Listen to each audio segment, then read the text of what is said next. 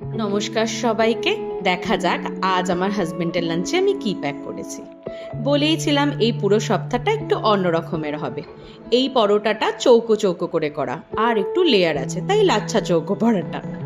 আর এর সাথে সেই কচুরির দোকানে, মানে বিহারি যারা রান্না করতো কচুরির দোকানে একটা আলুর তরকারি দিত না, ওই রকম ভাবে আলুর তরকারিটা করেছি।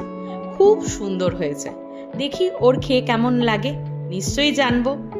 আর এর সাথে রয়েছে সেমুই। সেমুই আমার বাড়িতে প্রায়ই হতো।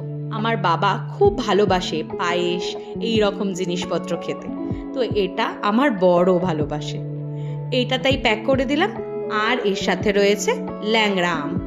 ল্যাংড়া আম মানে যে কোনো রকমের আম আমার হাজবেন্ডের ভীষণ পছন্দ। এই থাকলো আজও লাঞ্চে।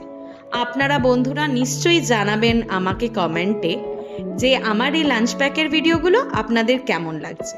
ভালো লাগলে আমার পাশে থাকবেন, আমার চ্যানেলটা সাবস্ক্রাইব করে দেবেন এবং অবশ্যই লাইক করে দেবেন। ধন্যবাদ। দেখা হচ্ছে পরবর্তী একটা ভিডিওতে।